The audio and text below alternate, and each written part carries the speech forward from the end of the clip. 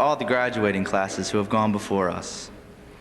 We wish you, the class of 1984, pleasant memories of your years at NAHS Area High School, good fortune and happiness today and always. Thank you very much.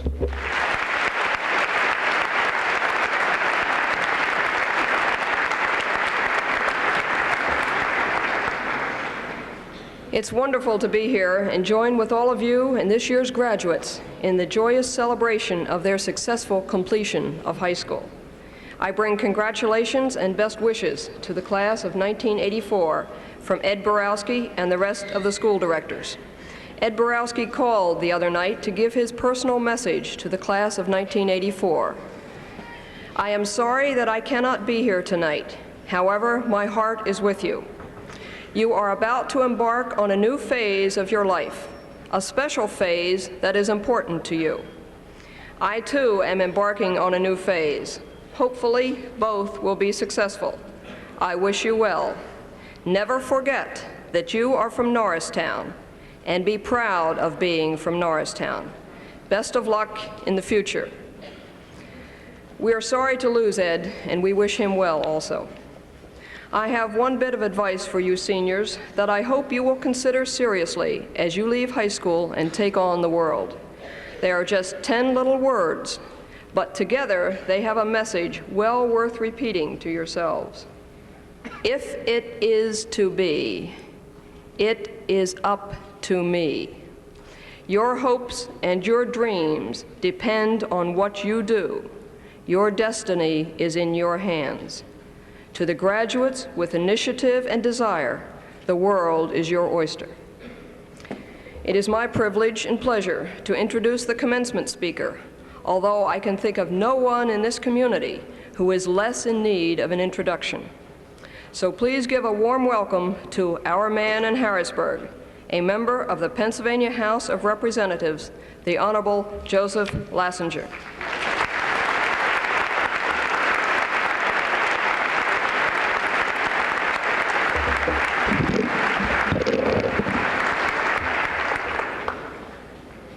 Dr. Holton, Vice President Carson, educators, class of '84, finally, parents of the class of '84, families, the class of '84, and friends. I am honored to be here to share in the joy of this memorable evening in your lives. And I also want to thank all those people who attended the rehearsal last evening for this evening. Dr. Holton, I knew summer was reserved for reruns, but I didn't know it included commencement exercises. It was absolutely fascinating. Yesterday had been an absolute dog day for me. I was tied up in Harrisburg. We were debating some important legislation on the House floor. I was late getting down. I arrived just in time. I had called home earlier that day and found that both of my children were sick and my wife's car was broken. The air conditioning wasn't working. And I sat on that field last night, and I saw the storm coming, and I saw the lightning shooting across the sky, and I saw Reverend Stevens blessing himself, and I saw Dr. Holton say, "Put Lassinger on so we can get it over with." But honestly, it looked like a Steven Spielberg film. It was absolutely fascinating. But it was one of those days. But it really, honestly, is a pleasure as I look over the crowd to see so many familiar faces, and it's times like these that I realize what a close-knit community we really are. We know each other, we care about each other, and it's so special to come together for an event as important as this one. I'm especially honored to be addressing you this evening, for I'm told that for some years now, Norristown Area High School has not invited any speaker from outside the school family to participate in these commencement exercises, and I am proud to have been chosen as the first speaker in returning to a very old tradition, and my sincere regrets to the other nominees, President Reagan, Michael Jackson, Boy George. I hope you'll be giving them consideration in the future. Over the years, and I know it well, graduation ceremonies have probably changed less than any other custom, and some people believe that that's true of commencement speeches. It's not too difficult for me to remember my own high school graduation. After all, it wasn't that long ago. The one thing I cannot remember is what the commencement speaker had to say. My thoughts, as yours are, were targeted on my family and my friends and my plans for the summer and the party that would follow the commencement exercises. But I do remember one thing: his speech was short, and everyone praised him for that afterward. So especially keeping that in mind, I'll keep my own remarks short and hope you'll remember me for that. Commencement. As we all know, the celebration marks a beginning, but it also celebrates an ending, the climax of years of education. Some of you may feel a real glow of accomplishment, some an equally satisfying sense of relief, and some of you may be even a bit uncertain about what lies ahead. That all goes with the territory. I assure you that the fears and apprehension which you may be experiencing are not unique. For more than 2 centuries, the young people of America have wondered at this point in their lives just what awaited them. Take inspiration from the fact that despite their fears, America's youth has always stood tall, facing the challenges before them. History shows us, too, that youth is no barrier to accomplishment. George Washington won his first battle as a colonel at just age 22. Thomas Jefferson drafted the Declaration of Independence at age 33. Robert Peel and William Gladstone, 2 famous formulators of jurisprudence from Great Britain, were both elected to Parliament at age 21. Maureen Connolly won her first Wimbledon title at just age 16, and even Joe Lassinger found himself in the House of Representatives at the ripe old age of 24. So dare to meet the challenges of today, and in preparing for the challenges of tomorrow, become aware of the ingredients needed for success. I was looking at your school motto, which is just behind me, and it says, "Learn and live to serve." That includes 2 of the basic ingredients. The first is learning. If all has gone as it should have during the past 12 years, each of you has managed to survive the learning process to this point in time. If education has any single goal, it is to encourage people to know how to ask questions and to know how to go about getting the answers. It's not enough in life to be a listener or a passive member of the audience. It's not enough to just look straight ahead and never look around you. You will soon, as you grow older, begin to realize just how important it is to stop and smell the roses. It's not enough to breathe a sigh and feel that your learning days are over. Life has a large number of lessons waiting to be learned, and most of them won't be taught to you in a classroom. Each of you has been afforded the luxury of 12 years of a public education. It may not have seemed like much of a luxury when you had those papers to write and the tests to take and assignments to complete, but that is what it was. It was a luxury, and I'm sure the parents of those of you who are in the audience who are going on to college will vouch for the fact that it was a monetary luxury and having those costs of college ahead.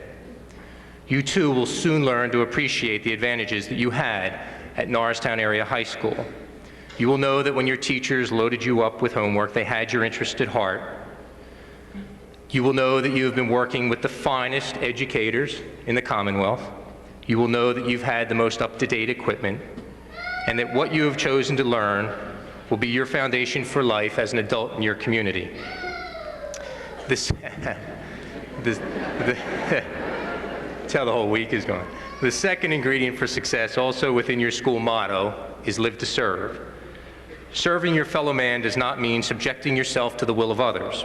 Rather, it means that you must take seriously your responsibility as a citizen of this nation, as a citizen of this great state, and surely as a citizen of this great community. Let me digress just a little bit and talk for a moment about a little pride in our community.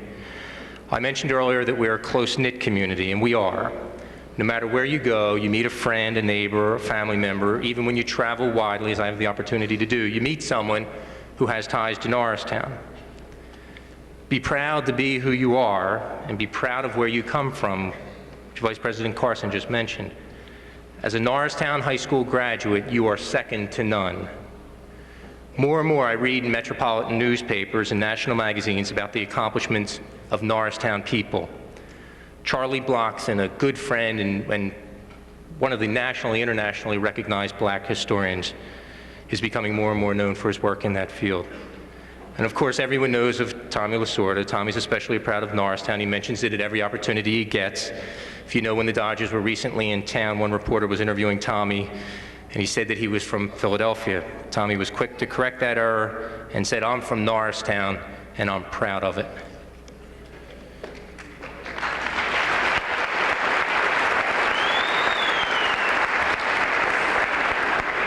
If you are proud of your roots and of your community and of your country, you can't help but be a good citizen, which brings me back to my subject.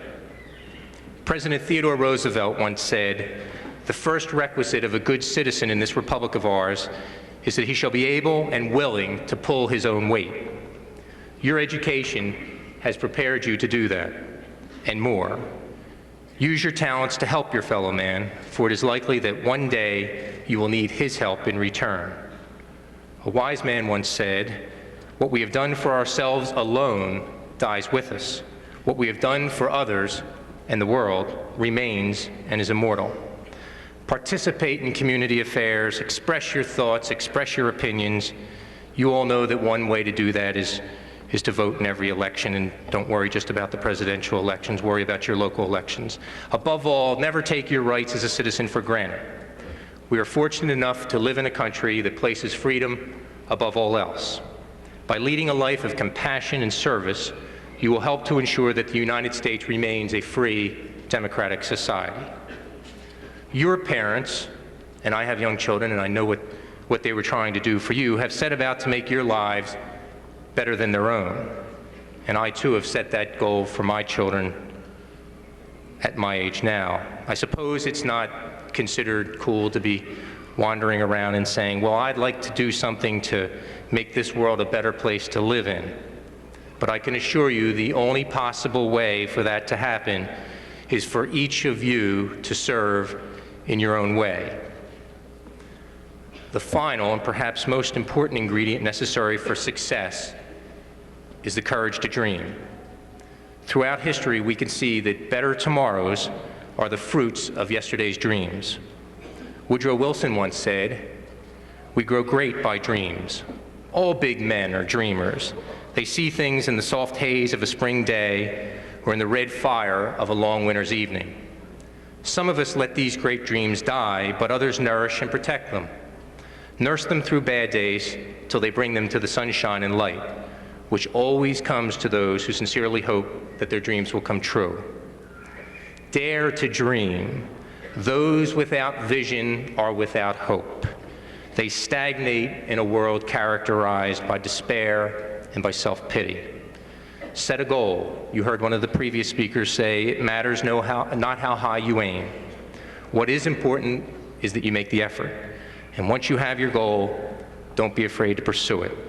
The simple phrase, "I can," has destroyed more dreams than poverty, depression, or war. You must believe in yourself. Be as confident as the Frenchman, who was famous for his dueling prowess. And one occasion he was to fight a duel in a suburb of Paris, and he went to the railway station and bought a one-way ticket. His second, who was with him, remarked, "My goodness, a one-way ticket. Are you pessimistic?" "Not at all," said the Frenchman cheerfully. "I always use my opponent's return ticket for the trip back." So be positive as you go forth tonight, searching for your place in society. Go armed with a vision for tomorrow. Be as prepared as you can for the obstacles which must be encountered. Be proud of what you do in life. Whatever role you choose to take in the future of this nation and the world, always strive for excellence. If a man or a woman has talent and cannot use it, he has failed. If he or she has a talent and only uses half of it, he or she has partly failed. If he or she has a talent and learns somehow to use all of it, he or she has gloriously succeeded and won a satisfaction and a triumph few men or women will ever know. Demand high standards of yourself and others, but keep in mind that each person can only perform to the best of his or her ability. Be positive in your outlook. There are too many critics today, too many naysayers, too many Monday morning quarterbacks, too many boo birds sitting up in the stands. My advice to you today in closing is always keep learning. Keep your mind open to new ideas. be willing to serve your fellow man, and never turn your back on those in need. As I was coming down the turnpike yesterday, and again, we were doing what we thought was important in Harrisburg, and somehow it seemed insignificant compared to the importance of tonight.